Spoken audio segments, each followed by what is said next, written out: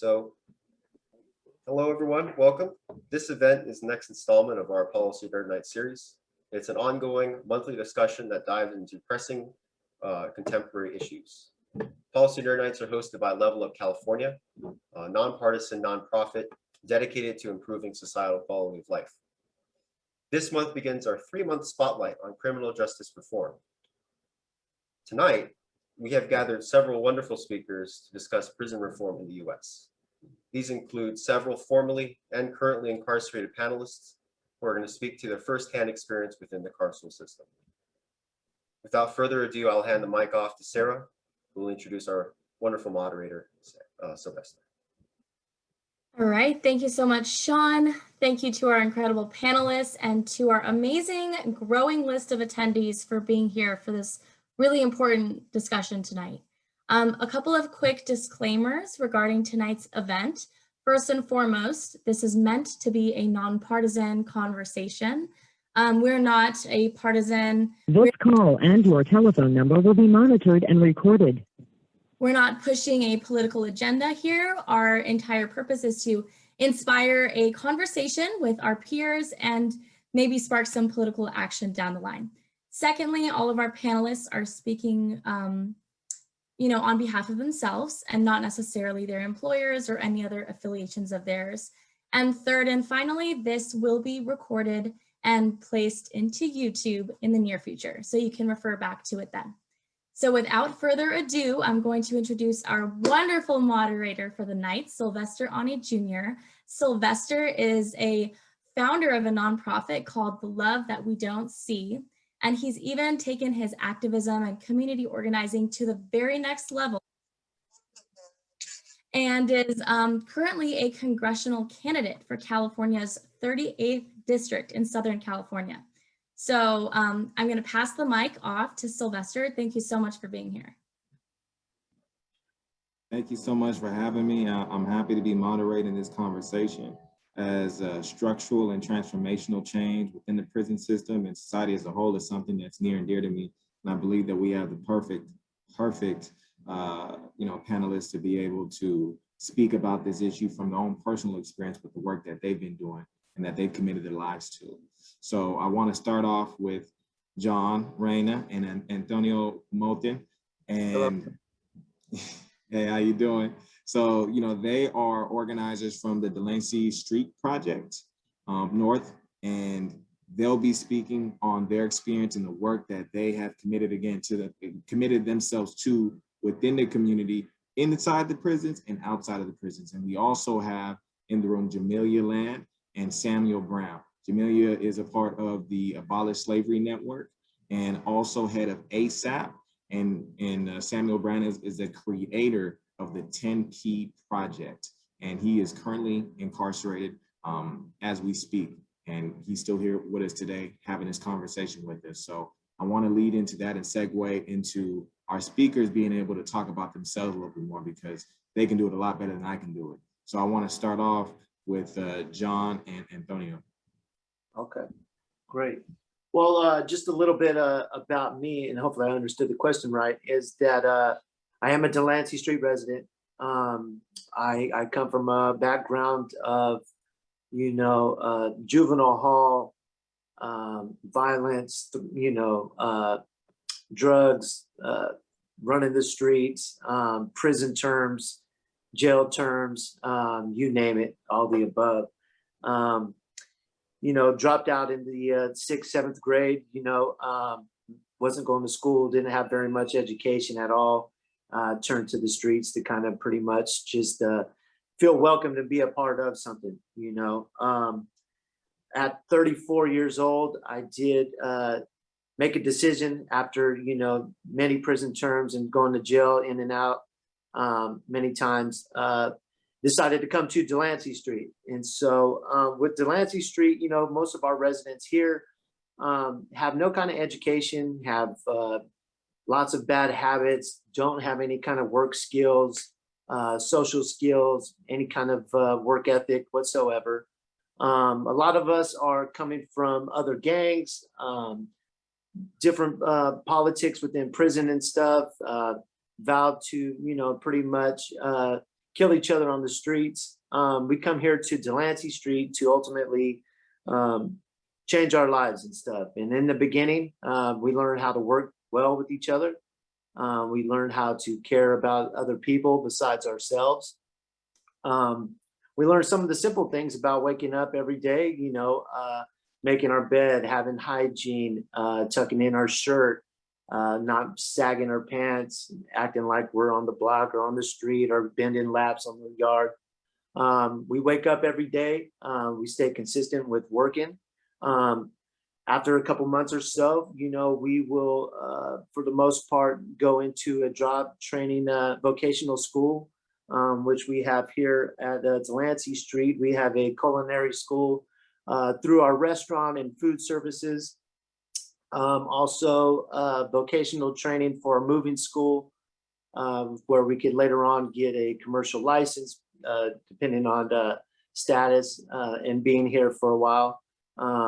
Moving on to B class, A class, to basically build a future and possibly a career out of that.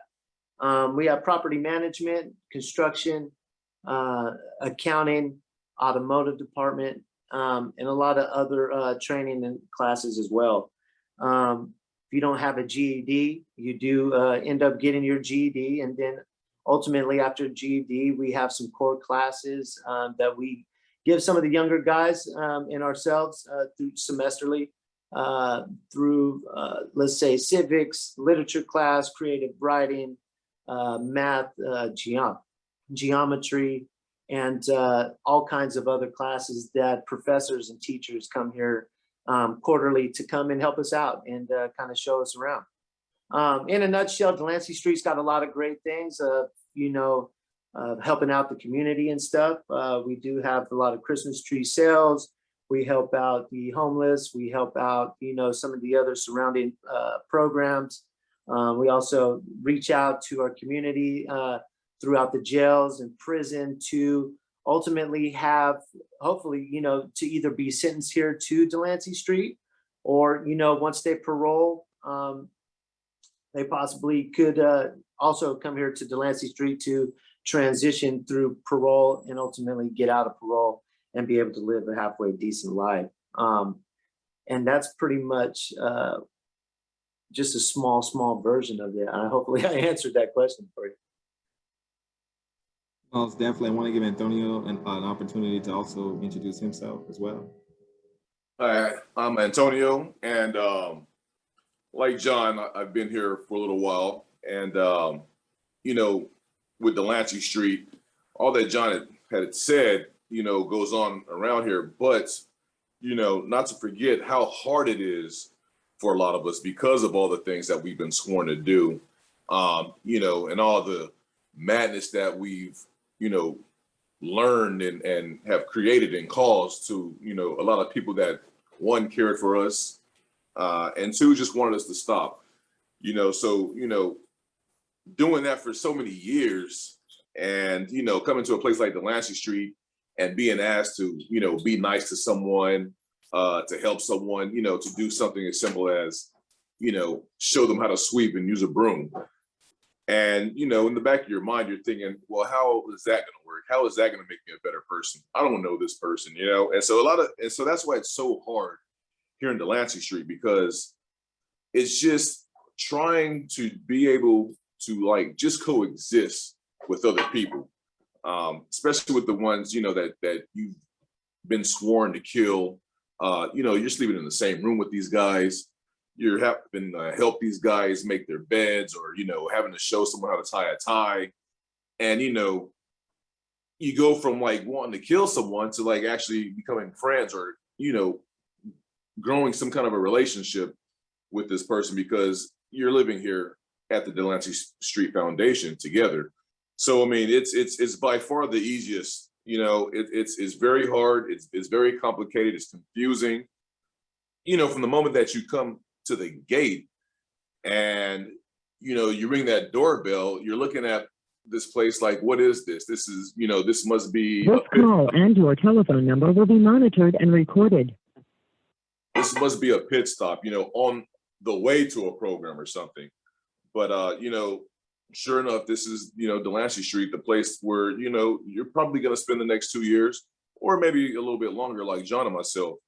And, it's like one of the greatest things that Mimi Stewart has put together, being that it's been around for 50 years now. And, we're in 6 different states, creating one in Canada. So it's big, it's a big deal for a lot of us, and it's something that definitely saved our lives after everyone has given up on us, because at that point, everyone's kind of just tired of housing you and putting up with your BS and saying, hey, come on, get your head out of your butt. And you say, okay, but you keep going back to the same thing. And, at that point, people are just tired. And so Delancey Street is definitely that last place that is, has their hand out saying, you know what, we got you. Just come over here and we'll help you and we'll teach you everything that you need to know. But all we want from you is just to be nice and be helpful at the same time. So, definitely a big deal. And as John was saying, it shows us to be a part of the community. It's like bridging that gap between society and us, it gives us a chance to pay our dues and to show society that we can change and that we can do something different. But at the same time, it also gives them the idea that people can change as well. And so a lot of the businesses that we have that are basically schools offer that great opportunity because the restaurant, the cafe, the moving company, during Christmas time, our Christmas tree sales, it has to deal with working and interacting with a lot of people. And, so it definitely gives you that skill set to be able to interact and to conduct yourself professionally and to be something decent, I mean, it's such work that it just expands and just touches so many different sectors, and it's so necessary. So thank you both for the work that you're doing in that space. I wanted to shift over to Jamilia and Sam, and because I know Sam's a gentleman, he's gonna let Jamilia introduce herself first, and then from there, Sam, you can go ahead and talk about yourself. So Jamilia, just kind of give a little background about yourself and the work that you do. Well, you know what, Sylvester, I really appreciate that, but out of respect for time and my husband, I would like to yield the floor to him first. Thank you. Well, thank you to everyone, Sean, Sarah, Amelia, Sylvester, John and Antonio, and everybody that's listening and tuned in. So my name is Samuel Nathaniel Brown, and I'm currently incarcerated, and I've been incarcerated for the last 24 years consecutively for the crime of attempted murder that I committed when I was 19, 20 years old. And over the course of these 24 years, I've done a great deal of maturing and growing and getting familiar, getting a very intimate understanding of the criminal justice system and the prison industrial complex. So a little bit about me. I am co-founder of ASAP, which is the Anti-Violence, Safety, and Accountability Project, and along with my wife, Jamilia. And one of our flagship projects right now that we're working on that we're very proud of is ACA 3, which is an amendment to the California Constitution, Article 1, Section 6, to redact the language that allows for involuntary servitude and slavery to persist during this day and age, which is just absurd. So, and I'm also the original author of the language for ACA 3, was eventually picked up by Senator Tom Lager after Amelia tirelessly presented it to her, and they saw the value in it and how important it was to make this change. So that's something that we're very proud of. I'm also the founder of the 10P program, and the 10Ps is an alliteration, it's a mouthful, and it stands for Prisoners Role Portfolio. It's positive programming and prior preparation that prevents a poor performance. And briefly, a quick history on how that came to be is I found myself over the course of the 24 years on a 180 maximum security yard, specifically New Folsom. It was a prison where people were committing suicide, they were coming outside and committing homicide, You had men with 2, 3 life sentences or life without the possibility of parole sentences, plus hundreds of years on top of that. And it was just miserable. No one ever, it was like devoid of hope. No one was thinking about going home or trying to improve themselves. It was just really sad. And they had no opportunities being offered to them to do so. And I spoke to one of my supervisors at the time about how dire the situation seemed to be, and she told me, don't talk about it, do something about it. So I accepted her challenge, and I drafted a proposal for the 10P program. And once we presented it to the administration, to the warden and associate wardens and the deputy wardens, all of the educators, it was approved unanimously. So it went from one facility in the prison, serving like 30 to 60 men, to the entire prison. So all the facilities, including EOP, which are people suffering from mental health challenges, by a component called the BRAIN Project, which is an acronym, stands for Transcribing Honest Essays and Book Reports Achieving Insightful Neural Growth, which gave people an opportunity to study self-help material and write on it where they were. So if they were in ASN, which is the whole, or if they were in triple CMS or EOP situation and unable to participate in a group setting, they still could find some kind of light and positivity and hope in doing something positive and being recognized for it. So that's one component of the 10P program that makes it accessible to a host of folks. And from there, the 10P program has since then flourished because of the positive reviews that it has received from not only the participants within the prisons, but also their family members, mothers and children and grandparents who have credited with touching the lives of their sons.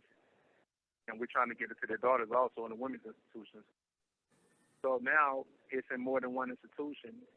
The latest one being Lancaster, where I'm currently incarcerated, and we have a 10-year waiting list, literally a 10-year waiting list, because over 600 people signed up, and we're only able to accommodate like 60 people per year.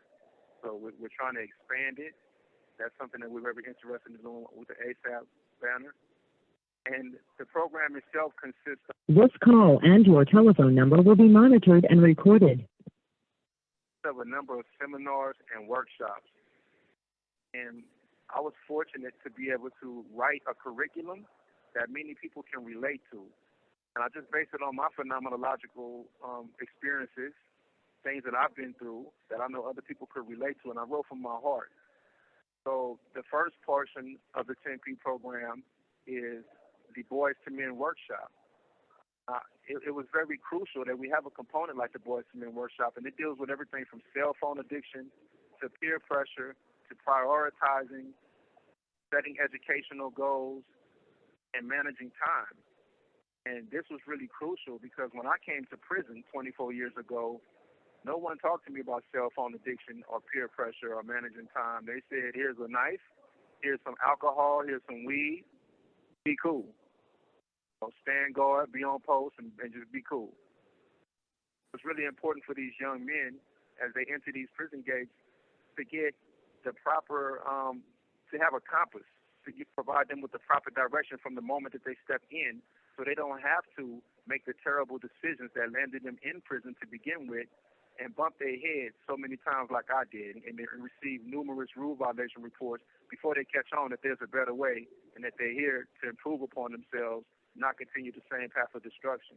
So that's what the Boys to Men Workshop covers. And from there, we have the Life and Empowerment, which deals with everything. Can you hear me, Sam? Sorry. Yeah, no, so I was gonna say what you're talking about is exactly what we're gonna get into the next segment. So I wanted to give Jamilia a second to introduce herself before we could get to that, because you're getting to it and I want you to get to it. And we got a segment for that, but I want Jamilia to have an opportunity to introduce herself real quick. All right, my bad. No, you good, loved one. Okay. Thank you for that, Sylvester. So I'll make it very quick and brief. My name is Jamilia and I am the co-founder, along with my husband, Samual Brown, of ASAP. And I'm here to participate in the conversation as needed and allow you gentlemen the space to have this conversation. Appreciate that. and Sam. So that goes into our next segment where we're going to give you about 15 minutes to talk about it.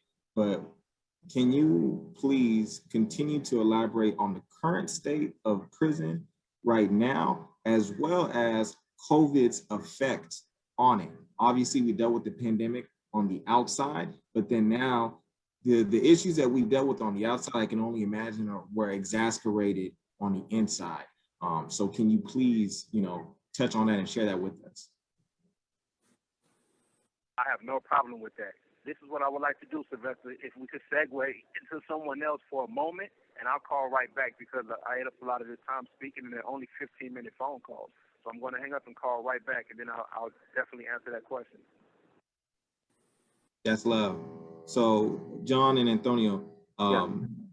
could you speak on what are the current state of prisons as you all see it? Well, this is, let me speak on this really quick, just because I do want to talk about the Delancey Street honors program that we have, speaking of prison, that's in our Solano State Prison, actually. And it's the only one of its kind, in all honesty, I think, in California, if not across the country.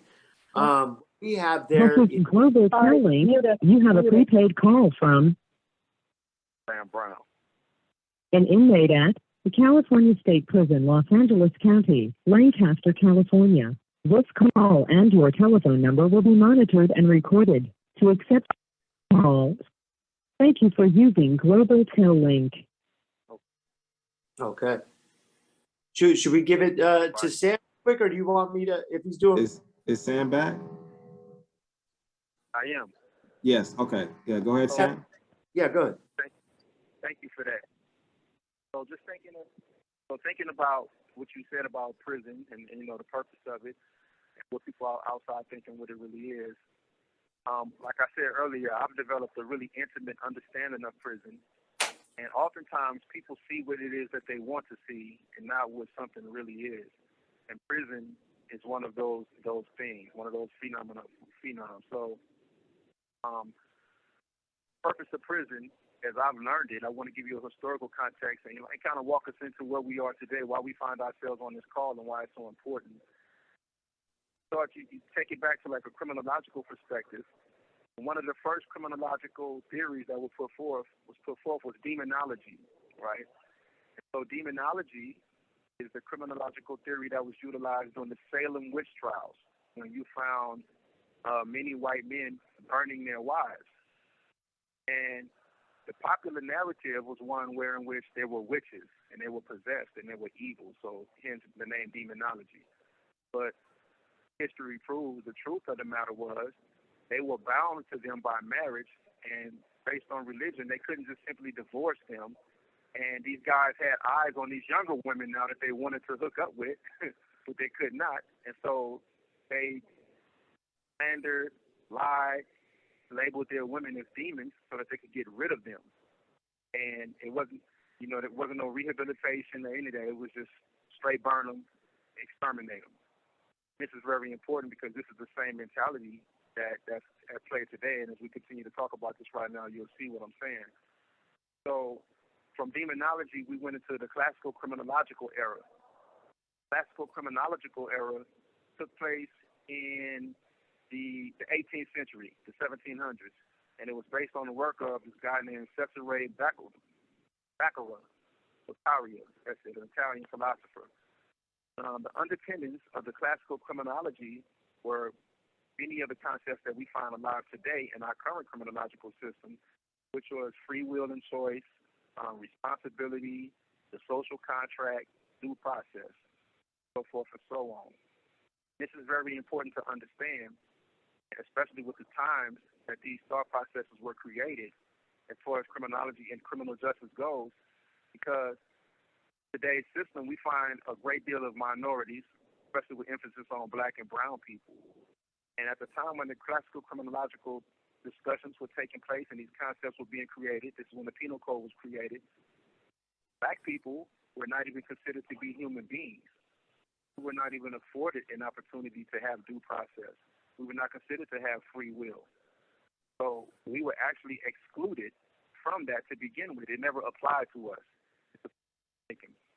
So the classical criminological theories and concepts was one where in which they said everything needs to be structured and organized for a penal code system. And if you violate this law, then you get this reaction. We call this celerity. It means that it had to be done with urgency to deter anyone else from committing a crime. So it was based on punishment and deterrence to prevent other people from committing crimes. And the social contract was born from the classical criminological era, wherein which it wasn't about a person who was offended standing in court against the accused. It became about the state or the government standing in as the accused. That's why today we find the state of California versus Sam Brown, or the state of California versus Jamilia Land, because the state steps in as the aggrieved party. And with this, it supposedly, the thought process behind that was this would keep down vigilantism and people want to go get revenge for themselves because the state would come forward and fight for their cause. But what it did in essence, and why we find ourselves advocating for restorative justice today, was created an adversarial process where it removed any concern about the victim, what they needed to heal, and any concerns about what led the offender to committing a crime. No one cared. It was just about punish, execute. So from that, we moved to the neoclassical era and what's called positivistic criminology. Positivistic criminology was based on empirical data of science and also physiognomy.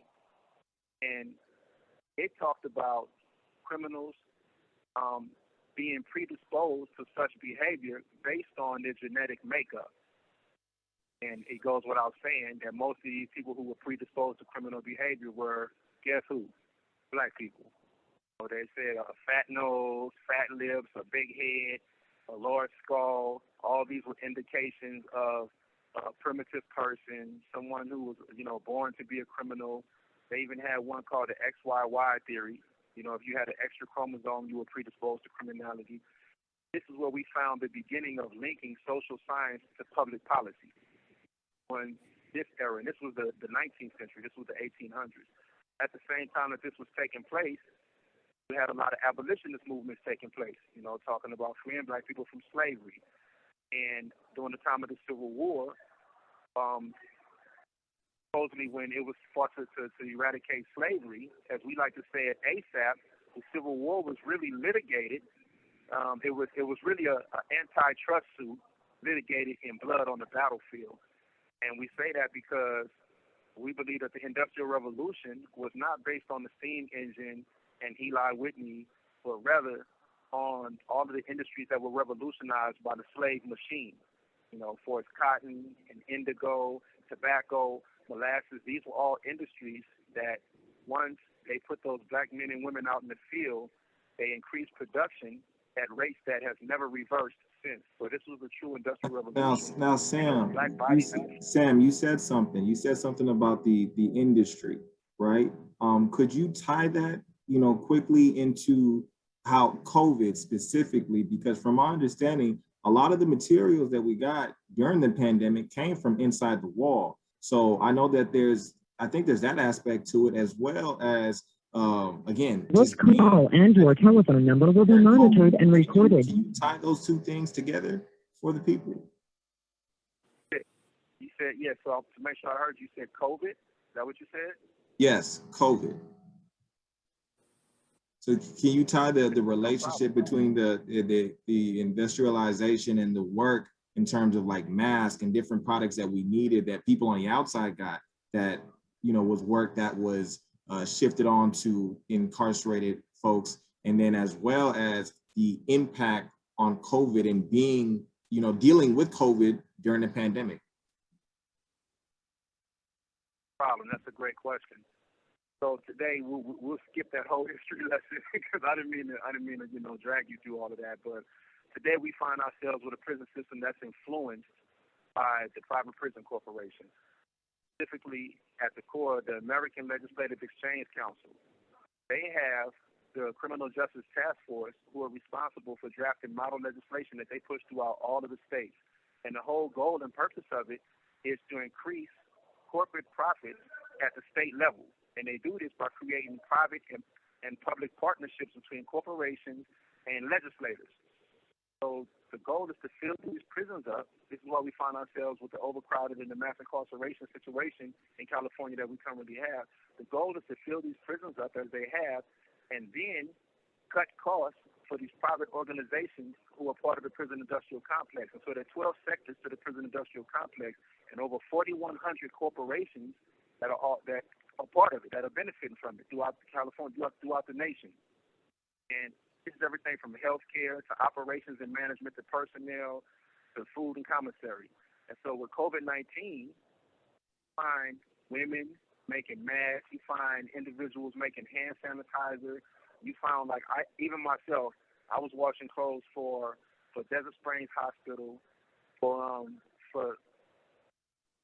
a host of hospitals who benefit from prison labor, but wouldn't even hire us upon our release, whose clothes were potentially infected with COVID-19. They wrote me a number of criminals for doing this as overtime, supposedly, even though many of us were forced to do it and we couldn't say no.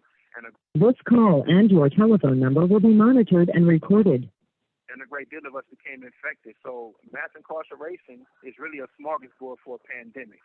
And there is the false belief that, it comes from inside the prisons or people inside the prisons are going to affect the community. But the truth of the matter is the people in the community that brings it in here to us. And we are unable to say no. We cannot stop working. So even during the COVID-19 pandemic, we were forced to work 7 days a week. And most of the time overtime, and we don't get paid overtime.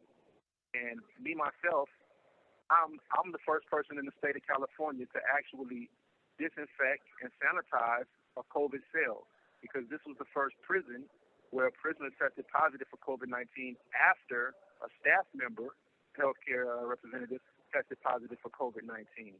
So it was terrifying for me to have to go inside this room and sterilize it, not knowing what we were dealing with. I could not say no. So I hope that ties into how the industry and COVID are related in the prisons, because you have us in here working and still producing these artifacts and these products, from lens crafters all the way to DMV to license plates and everybody, and the factories don't close in here, and we cannot say no. So this is why it's so important with the involuntary servitude law that we're pushing with ACA 3, because it's inhumane, and they don't care. They'll work us to death. See, and if I may interject. Okay, go ahead. I'm sorry, if I may interject briefly, there's also the component that a lot of people don't know, right? We often talk about private industry profiting off of prison labor, but in the state of California, which is the largest carceral state in the union, sorry about that. We are the largest carceral state in the union. We have a unique situation with CalPIA, California's Prison Industry Authority, and CalPIA has a board. CalPIA's board is structured very much so like a corporation. What's unique about it, however, is that CalPIA's board is comprised of very interesting individuals, and they are appointed by very interesting individuals. For example, CalPIA's board's chair is also the Secretary of CDCR. She is appointed to that position by the governor of the state of California. Various other members of CalPIA's board are also appointed by various legislators from the Assembly to the Senate, therefore tying California more so to legalized slavery than some other state. And then to kind of piggyback off what Samuel said, the fact that, you have contracts, and CalPIA can only contract with other government entities. So the Department of Transportation, the Department of Health and Human Services, so forth and so on. All of the products that are produced throughout the different plantations in California's carceral system goes to other government entities. But when you get out, you cannot go to work for this government entity. So, there is that interesting dynamic too. Thank you for that. Thank you for providing that context. And So I'll just say this real quick, Sylvester. Oh, okay. I want to say this real quick. As far as tying industry to the system and the private prisons and everything. So 12 sectors, we have community corrections, and annually they rake in 20 to 25 billion. We have healthcare, and they rake in like 4 billion statewide. Operations and management, they're raking in 5.8 billion. You have programs and labor, they're working in 14 billion. Personnel, 9 billion. Equipment, 1.2 billion. Data and information, 1.4 billion. Financial services, 1.5 billion. Food and commissary, 4.1 billion. Architecture and construction, 4.6 billion. Telecom, 1.8 billion. And transportation, 1.3 billion. And the majority of all of these are able to cut costs from prison labor.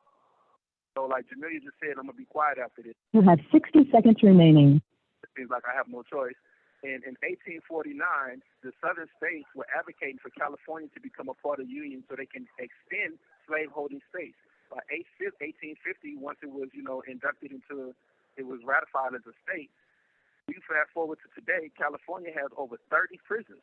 It's now the largest plantation state in the entire nation. With over 30-something prisons, you have over 70 PIA factories and tens of thousands of prisoners working support services jobs for free to keep the prison standing or for prison labor. So I hope that answers your question, how it ties into industry. 100% did it.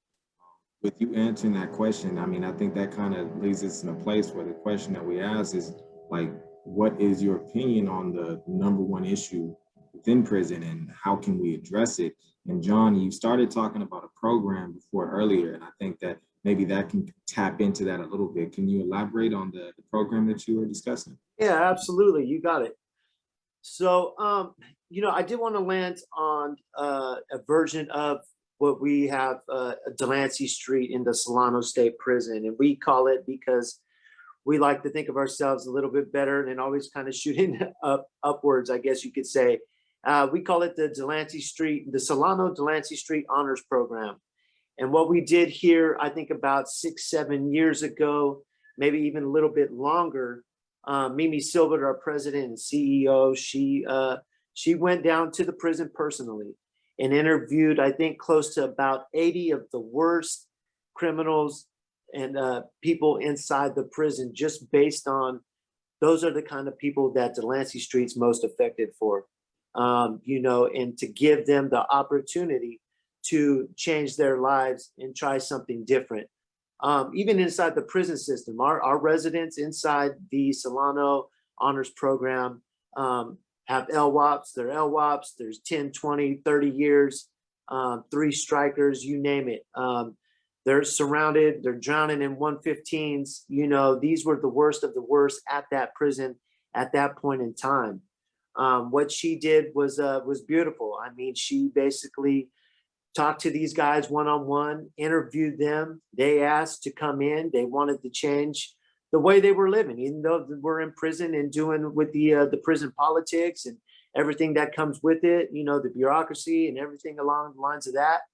They wanted to do something different. Now, our unit was trashed. It was basically condemned, I guess you could say, for the most part. It was horrific. The inside of it was paint was peeling off, the cells were damaged, everything like that. And then, like true Delancey Street fashion, the same way we built our San Francisco facility was by the residents ourselves, hands-on, building everything. So you can build that self-worth, build that camaraderie, make it feel like a home. And so going into the Solano unit, which took a little bit, but these guys, they went in, and then we're talking about all the major gangs that, inside the prison system. They had to check in with the people they had to check in with. They didn't have to denounce their gangs.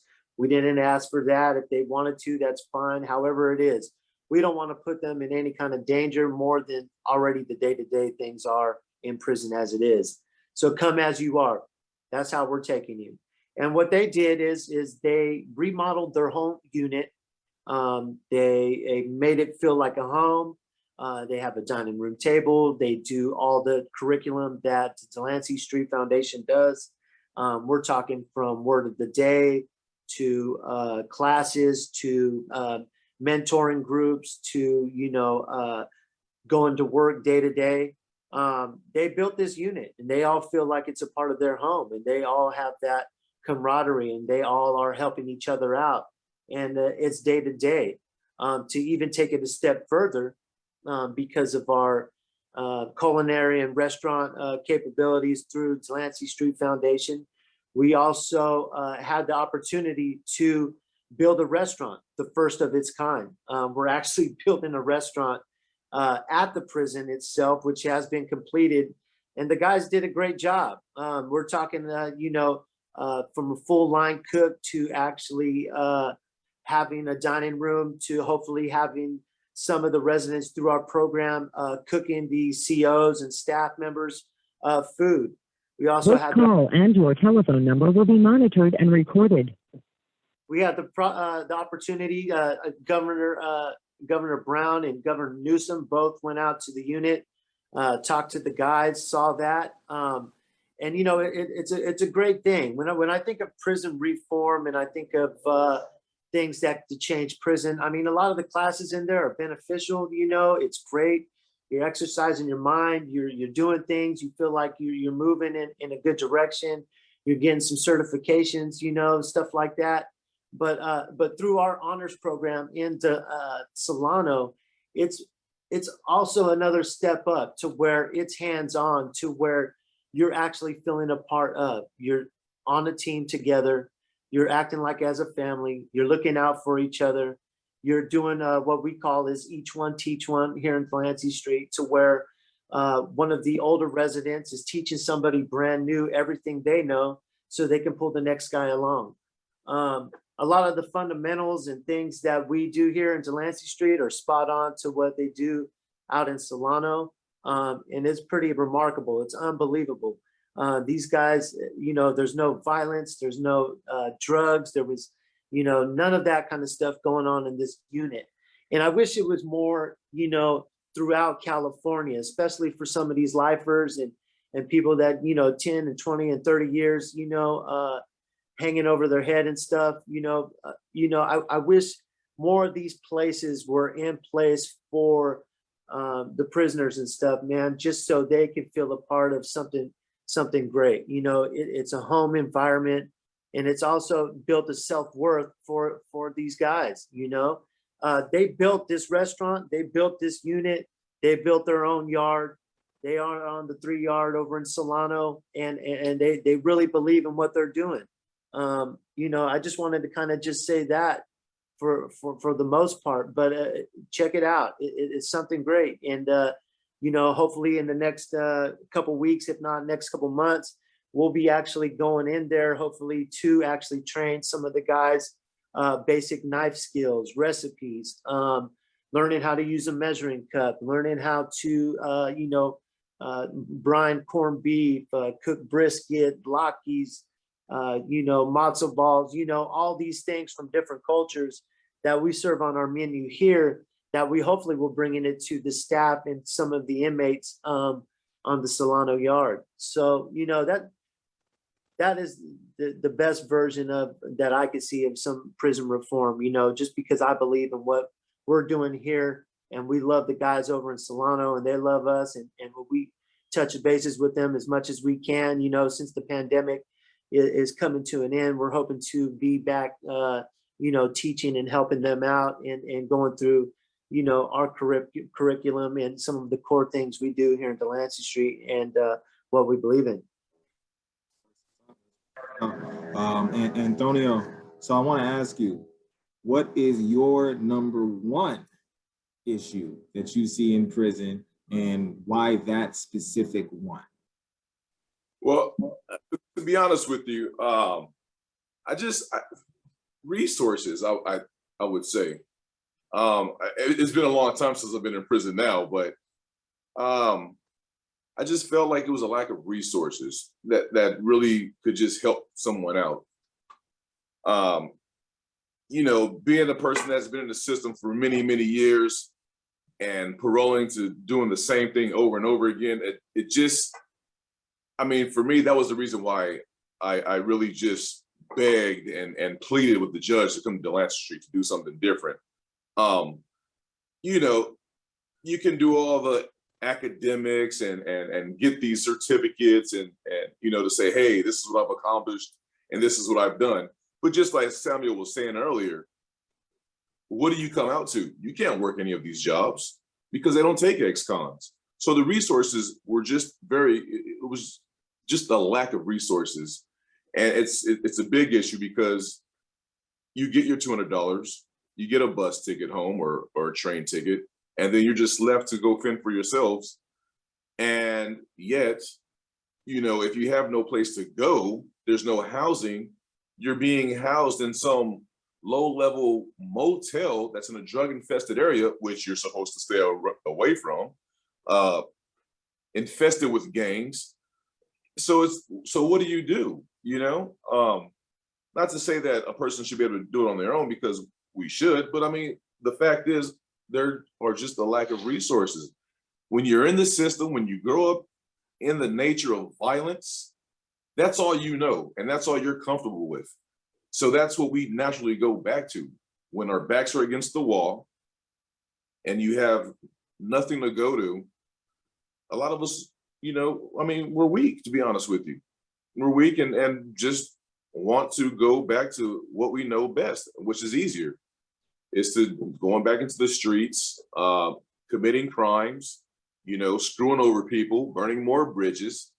And, you know, it's sad. It's sad. But that's why Delancey Street is such a wonderful place, because I was saying in the beginning, it's the one place, if you really want to change, it's the one place that says, hey, I know you screw everybody, but I'm going to give you that opportunity. I'm going to give you that opportunity. Even though I know you're a bad person, I'm going to give you that chance. And so here we are, you know, John and I, you know, years later, trying to make a difference in our lives, you know, becoming something, doing something, becoming decent people, helping the newer guys become decent. You know, it's a fight, it's tough, but I mean, it's well worth the fight. It's well worth the efforts that are put into doing this. I mean, here we are, we're going to prisons, we're going to jails, you know, we're doing interviews, we're teaching these guys, you know, how to be nice and how to be helpful. You know, we're going into prisons, you know, we have Solano program, and it's a wonderful thing, you know. And This call and your telephone number will be monitored and recorded. And for some of these guys that may never get out, at least they feel like they're gaining something. At least they feel like they're having some kind of purpose in life, to where they are helping like the younger generation, to where they are helping the guys that have like maybe 10, 12 years, you know, over their heads and will be getting out soon. But at least they're doing something that's, you know, beneficial, not just for them, but for the people that's around them. You know, and it gives them some kind of a hope that they might have a chance to do something decent once they're released. But that's my issue, if that answers the question. No, it did so well. Thank you so much. And we have to continue doing the work. Jamilia and Sam, you know, 10 minutes between the both of you. One issue. We understand that there's a lot, and it's hard to get in the amount of time that we have. But if there's one issue that you feel like that we need to address in the prison system, what would it be, and why that one? And in the sake of time, I'll let Sam go ahead and kick us off, and then kick it to Jamilia. Okay, I just dialed right back in right now, Sylvester. Can you repeat that one more time, please? Yes, sir. So the question is, if there's one issue that you can address within the prison system, what is that one, and why specifically that one? Okay, thank you very much. Great question. So, man, I'm so delighted to be on this panel with Antonio and John and Delancey Street, because Delancey Street has been around for quite some time doing wonderful work. And I'm very proud of you brothers, man. And Thank you, everyone Sam. that's working with you all. We're proud of you. Problem. And in my studies of the penal system and studying other countries, I actually saw a restaurant that was built at a prison in, like, it was either Italy or the Netherlands.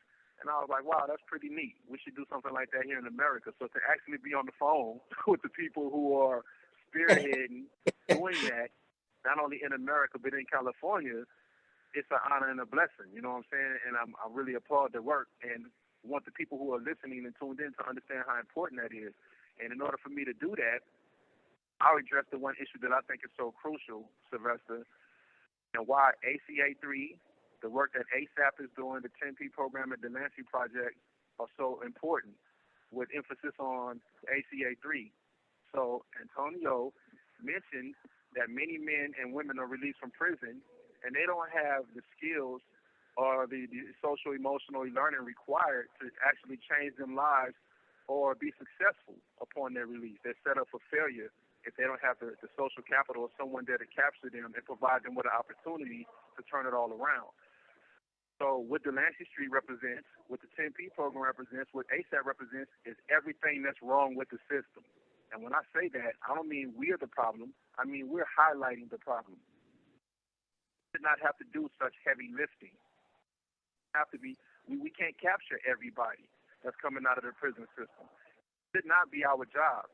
Though it's our duty as a portion of humanity, and we're here to do that, have a penal system that should not be dedicated to exclusively punishing people and raking in profits to fill the coffers of corporations who are entering these partnerships with the heads of CDC or private corporations like we were just talking about a moment ago. So the one issue I would talk about is getting rid of involuntary servitude, because as it's, first practice is not necessarily best practice. Let's put it like that.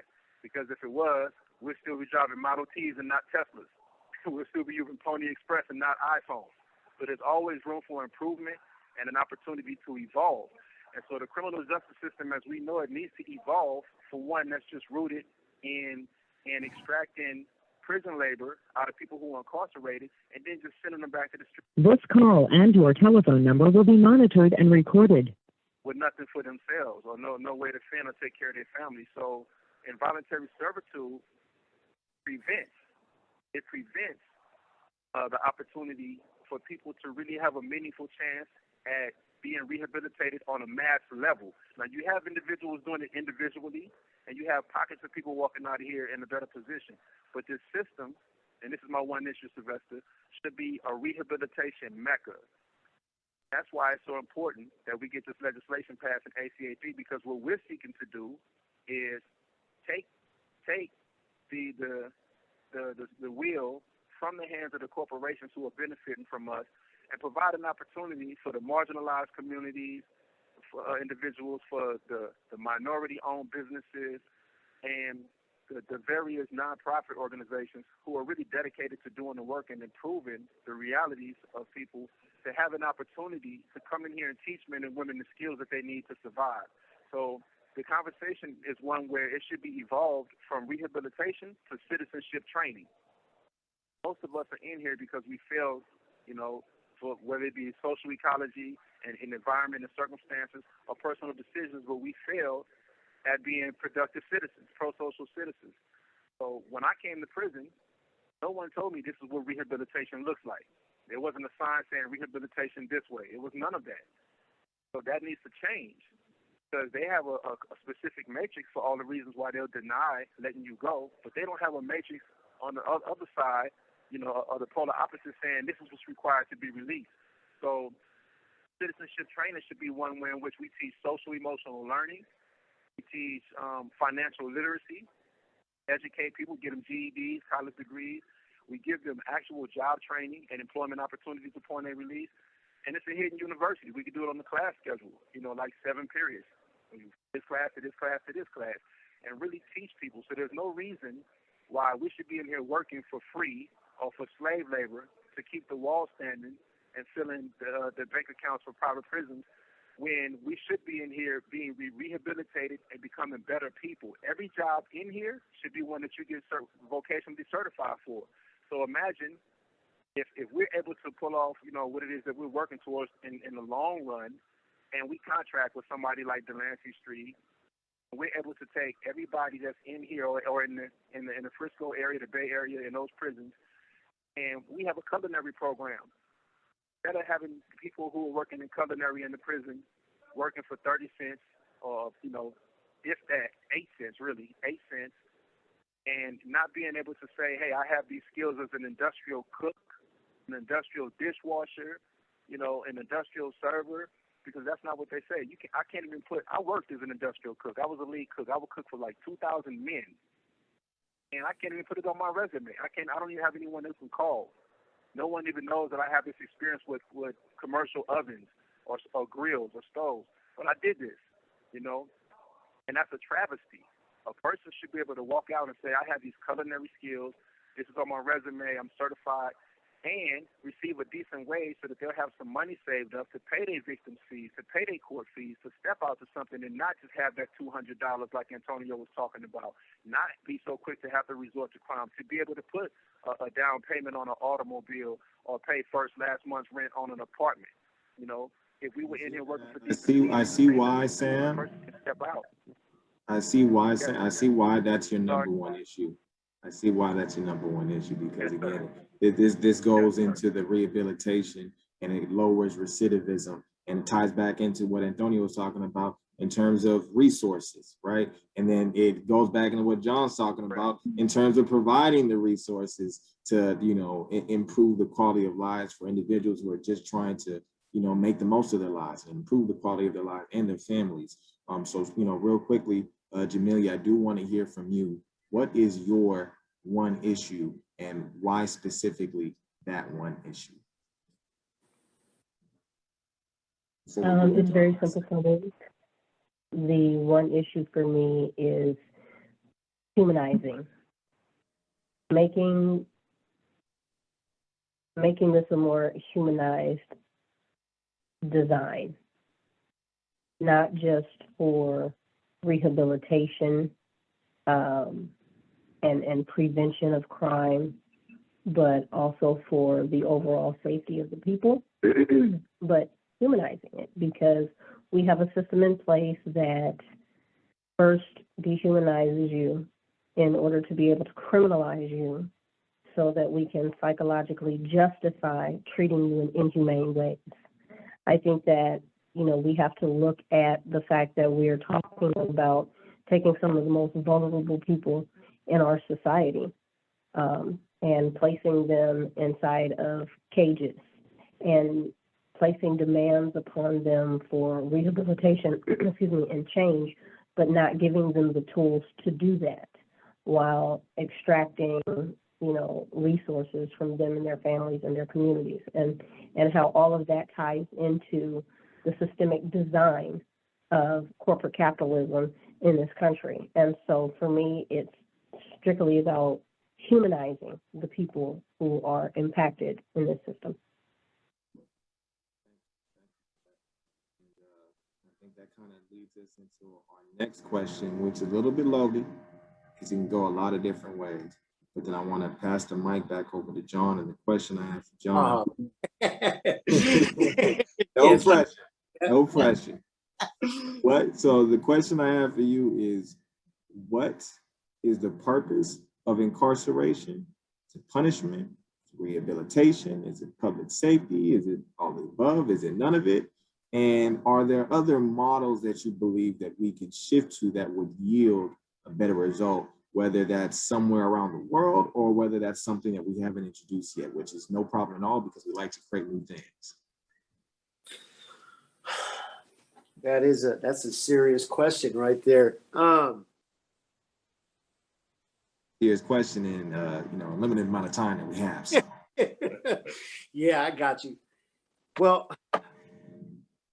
you know, it's hard. There's, you know, I feel there's a lot of people that not necessarily should be locked up, you know, and I feel there's some people in there doing life that should also be released as well, you know, and I feel like, you know, some people that have, like, I guess you could say, you know, so there's a lot of like gang members and people that do things at a very young age, okay? And I feel after a certain point in time, you know, if they've given up their gangs and if they've given up that lifestyle through parole, I feel like they should be released, okay? That's how I feel. And then there's other crimes, and then there's other things that, you know, I feel like should be addressed. And I've been a convict my whole life, man, you know? I've been behind those bars. I've transpacked out. I've been on the bus. I've been in riots. I've been in, you know what I mean? And I've been in the streets, a dirt bag and rolling around with the gun and robbing and stealing and being violent. I've been all those horrible things. And I think a lot of the things that I've done in the past, I had that coming, you know, I had that coming. And going to prison, for me, actually saved my life. You know, I'm here today to say that you know, although I didn't see it in the beginning and I didn't believe it, trust me. And it took me all of about maybe 3 years until I actually felt that's the benefit I got from going to prison, you know. And it's a really tough question, but you know, if it wasn't for prison for me, I would probably be still going in and out, if not just there still, or maybe just lying in the street somewhere, you know, dead and not coming ever back, you know. That's a hell of a question though, Sylvester. Thanks for hitting me with that one. Well, let's see what Antonio does with it. This call and your telephone number will be monitored and recorded. What's the purpose of incarceration, and is there any type of model that we can shift to that'll yield better results? I mean, you know, I guess it's a little of all, you know, it's punishment and safety for some people, right? To get us off the street. But, you know, I kind of think the same as John when it comes to that question. Cause, I mean, there are people when we're young and, you know, this behavior is learned. So, I mean, when you're a young guy, you have no clue who you are. You're something that somebody created. And, you know, you make all the wrong choices and you do all the wrong things. And so at some point in time, you know, as John was saying, you know, when you start to see things differently and you let go of your gang and you know, all the loyalties that you have given to, you know, the violence and to the wrongdoing, you know, that you should be let out, you know, to be given a chance, you know, have some kind of resources. But I mean, the solution that I've seen work for many people, because I mean, we've had guys that come from prison from doing 36 years, almost 40 years to Delancey Street. And these guys today are doing great. You have 60 seconds remaining. On that too, you know, just not to butt in, he made a great point right now, is that, you know, we've got you know, we've gotten people off of death row in the beginning years of Delancey Street that ended up being managers of Pepsi and Coca-Cola and have done, you know, great things and stuff like that. And I guess me and Antonio are on the same page with that. We feel like the solution is given the alternative of Delancey Street. We'll take all those hardened criminals. We'll take all those people, whether you killed somebody, whether you've done wrong things, you know, and send them here to actually make a change in their life and do something different. You know, that's what we do here. And everybody in the prison system and in the jail system knows that that's Delancey Street. You know, I didn't find out through Delancey Street through a flyer. I found out from going in and out of prison and in jail, you know, and I finally knew that when I was done and fed up and hit rock bottom and just was done with the game, I was going to find Delancey Street. And that's what I did. And so I feel me and Antonio are on the same page with that we feel that the alternative should be Delancey Street or our Solano program. And hopefully, you know, I don't know what Sam's got going, you know, be great to maybe see him out there, you know, one of these days. You know, I know he's got a lot going out.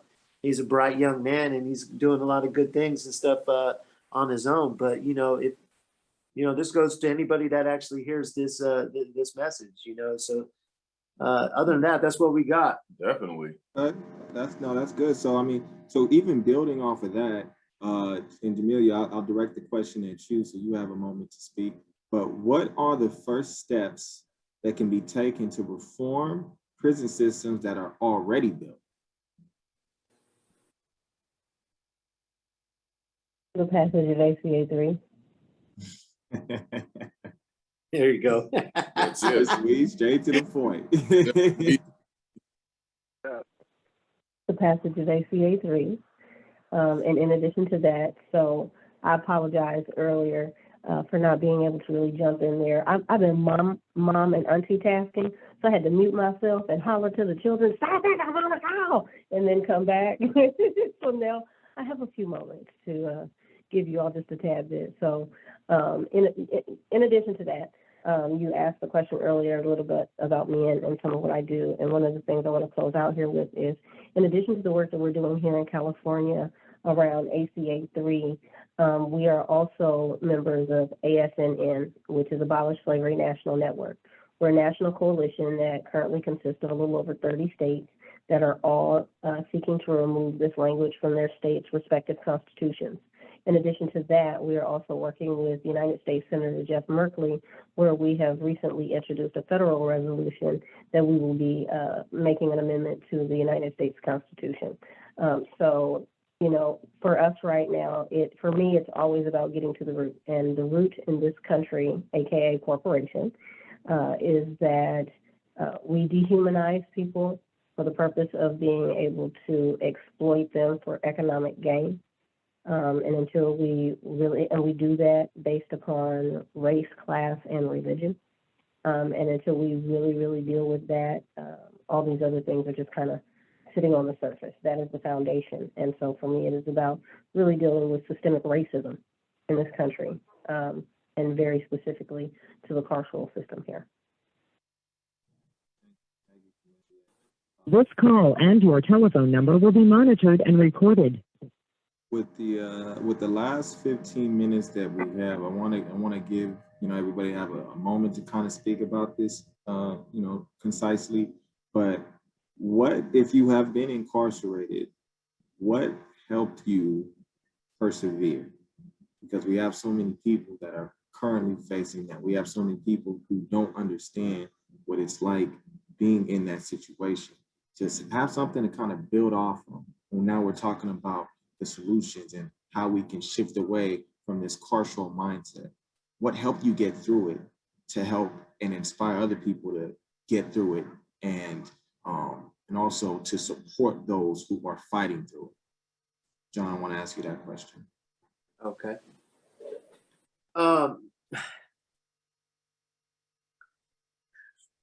Well, for me, I mean, just being in prison and being in jail, you sit and think a lot. You just sit and you kind of just let your mind wander, and you educate yourself with the resources you have, and you talk a lot with all your partners and stuff, about all the things you wanted to do. But I knew for myself, what kept me motivated is I knew I could be something better, and I knew I had a lot more than just sitting behind these prison walls and just being warehoused for the rest of my life and stuff. And so for me, not that was my ultimate drive, but I knew sooner or later that it would come to that point to where it would be time for me to give up the BS, if you will, and do something differently. So I mean, staying in prison, I mean, I in all honesty, what kept me motivated was just trying not to get killed and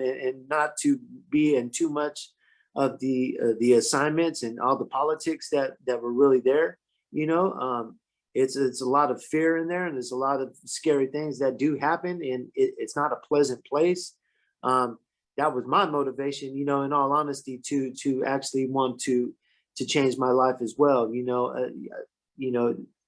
I think everybody that's been in those walls knows that, what I mean, whether or not they say it or not. I'll just be real about it. It's just it is a fearful life. It does have its ups and downs, and when its downs are downs, you know about it. And so for me, it was motivating for me to change my life. Definitely. That's about the same, for a person that's there, every day is, you just don't know what's going to happen. You don't know what the day is going to bring. One moment things could be looking really good. The next moment, you're getting into it because somebody else owes somebody some money. So, I mean, just the whole point of just, staying on your toes and just trying to keep a straight mind, you know, that's kind of what got me through. I think for anybody, you know, it's the same, you know, because you don't know what's going to happen on a day-to-day basis. You really don't. It's kind of fearful to think that way, you know, and the scary part is, the crazy part is, you know, we get accustomed to that. And, you know, for some odd reason, that doesn't stop us from wanting to go back to prison.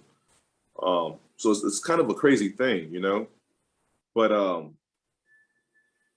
you know, had it not been for prison, and had it, I guess, not been for me to just finally get tired, you know, I was drained, man. I was drained, and you know, something went off, something hit me, and you know, just I called out for Delancey Street because I just didn't want to go through that process anymore. You know, that tape played in my head, and I was just thinking, you know, for the last almost, you know, 15 years, this is what it's been, and every time I've gotten out, it's just been the same thing, you know. So I guess I just got kind of tired of going to the same door over and over again. And you know, I finally threw up the flag, man, and yelled out for Delancey, I guess you could say. You know, for somebody to help me. I needed some real help, and you know, I'm gonna be forever grateful to this place, to Mimi Silbert, you know, the foundation and everything about it, because you know, who knows? I'd probably be somewhere in a gutter somewhere, 6 feet deep, or, you know, doing life. And you know, that's not how anyone should live their life. You know, we're humans. We're not animals. You know, and even the animals have a little bit more freedom than us. You know, so that, if that answers the question. I appreciate you, you know, sharing your heart with us. Well, Speak to that. that was a great answer. It makes me think about what Jamilia said about humanizing us, and yeah, prisoners are people. So, as you know, Sylvester, I'm the pioneer of the theory of emotional illiteracy-based criminality. And the premise of the theory is that none of us are born evil. None of us are born Serranios, vice lords, gangster disciples, bloods, cribs, hustlers, pimps, players. We're not born any of these things. So we're born emotionally literate, and somewhere along the line, we experience trauma in our lives. And as a result of not knowing how to process that trauma, communicate our shame, and take our power back from it, we adopt criminality as a coping mechanism. Oftentimes, we bond in our traumas. We find other people who share the similar stories to us, and next thing you know, we bond with them, and so you know, we're in a gang. Not because I set out to be a gang or I thought I was a bad person, but because this dude, mama smoking crack, my mama doing heroin, his dad's an alcoholic, and we all out here playing basketball together. Now we smoking weed together. Next thing you know, we're robbing somebody together because we're trying to get high, and we're a gang. And not because we're born bad people. And so, me, what has helped me is coming to these realizations that I'm so much more than a criminal. Like Brian Stevenson said, we're all so much more than our worst decision. And in the 10P program, we have two mottos or sayings that we like to hold on to. One is, any time is a good time to better yourself, and no time is better than the present. Then the other one is, there are more people in prison than there are incarcerated. But I realize, you know, because at some point, everybody that comes to prison, most of the people, they sit here, they look around, and they say, what the hell have I got myself into? And how do I get out of here? And that realization for me was broadened by the fact that I realized that I was in prison before I came to prison. My community was San Quentin. My community was New Folsom. My community was Solano. We were economically, This call and your telephone number will be monitored and recorded. emotionally in prison, and trying to escape that prison, I wound up in a physical prison. Most of us don't realize that. So once I got here in this physical prison, incarcerated, I realized that I was in an emotional prison and I was enslaved by my traumas. What has helped me persevere is going within myself and healing. And it's not something that I've done on my own. Pro-social relationships, you know, stuff like what we're doing right now having the formerly incarcerated on a call with the currently incarcerated, along with somebody that's running for Congress, and numerous people out there in the community who want to know what they can do to bring about change, that is what helped myself and many others to see that there's a change taking place, and people are really interested in seeing a new prison system that's dedicated to rehabilitation and helping us out. So for me, it's been education and self-exploration. It's been building pro-social relationships, and of course, keeping God first. Got to keep God first, And that's what it's been for me in order to persevere, is just realizing that I was not born a bad person. I made bad decisions because I only rose to my highest level of training. And I was really bonding in trauma with other people and trying to run from being vulnerable and actually healing. That's what prison should be about. I know I wasn't a part of that, and I'm going to say this briefly and be quiet because you said concise. Right now, the purpose of prison, it seems to be about advancing white supremacist ideologies and filling the bank accounts of corporations. But what prison should be about is citizenship training, teaching people to be better citizens, and helping them to heal the traumas that led them to adopt criminality to begin with. And we can do that. We are the change makers of our time. That's why we're on this call, and we can make that happen. And having that optimistic perception every day, that's hope, having optimistic perceptions every day that we can bring about a change and that we are the change is what keeps me going. Thank you.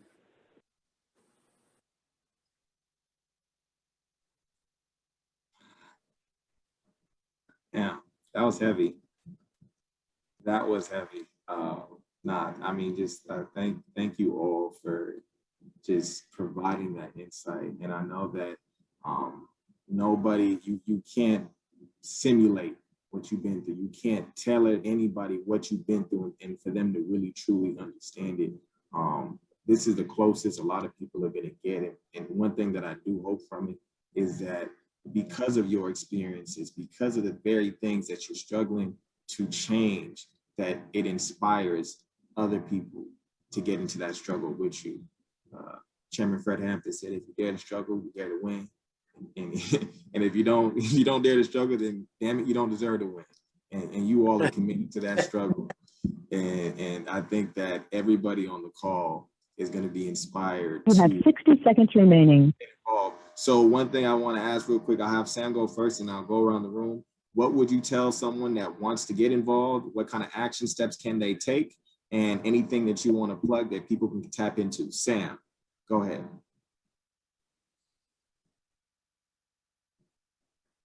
Sam's still here. So we had 60 seconds. If Sam's not there, then Jamilia, y'all in lockstep. So maybe you can speak on his behalf.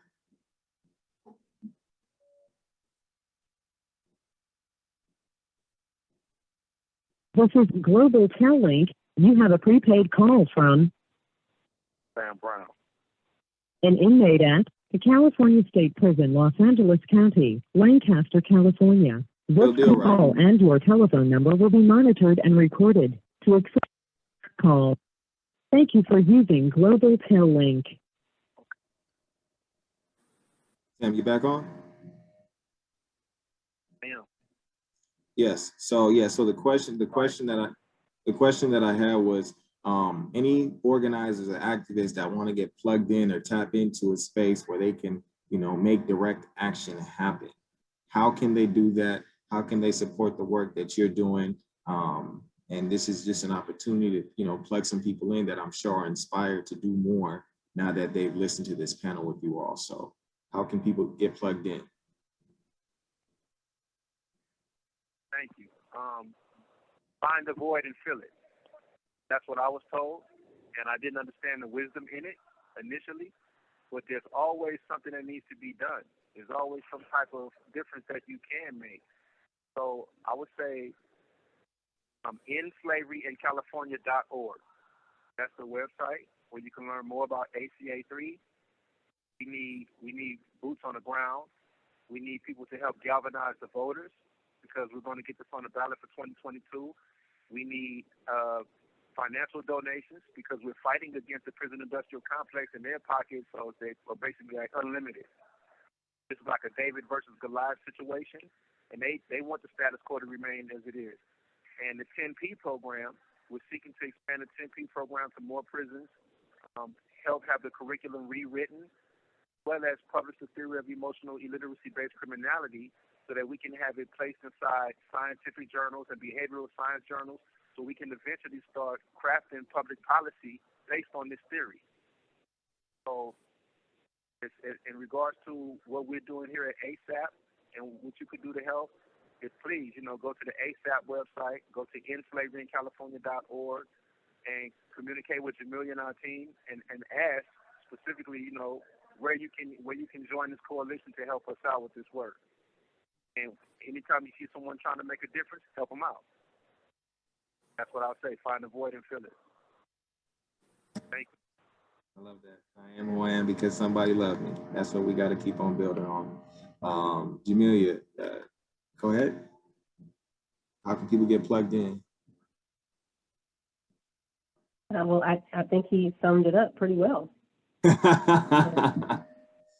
There's not much for me to say. You can also find us on Instagram at the CA Abolition Act. And I am also on Instagram as the Branding Maverick. But other than that, he surmised it well. John Antonio, again, how can people get involved? Where can they find you? This is your opportunity. Go ahead and plug yourself. We ready because you got people energized. Well, I just wanted to tell Sam, man, it's been a pleasure having this conversation with you, man. And This all the call and your telephone number will be monitored and recorded. I just on your efforts and stuff like that. So before we end this conversation, and for Delancey Street, we're here. We're here in LA. We're here in New Mexico. We're in South Carolina, North Carolina, Brewster, New York, wherever it may be closest to you. We're in all the jails and prisons trying to do what we can to help out the community and give some guys and women a chance at changing their lives and becoming decent people and stuff, and people of integrity and having some good character qualities and stuff. We've been around for 50 years. Me and Antonio are firm believers. We really look up to our president and CEO, Mimi Silbert, who's put this all together and kept the doors open for us, and who has treated us like her own family and sons and daughters of Delancey Street. She doesn't judge us by who we were before whatsoever. She knows us for who we are now. So, we love Mimi Silbert tremendously. And I think everybody that's been through the foundation and that knows her, feels the same way. So if there's any way we could fill the hole or fill the void, we would love to. We're here. We take the worst of the worst, bottom 2%. That's it. That's it. All I got to do is show up at 600 Embarcadero, ring that doorbell, or write a letter, one of the two. But that's what we have to offer to anyone that's, willing and ready to change their lives around, and to becoming a decent person. Isn't the easiest. It's very hard, but as we're saying, it's the payoff is well worth it. You definitely transform into someone different. You get some kind of a purpose back in your life, and you don't feel like you're just useless or you're just something, a thing that's just there, but you actually feel like a human. You actually feel like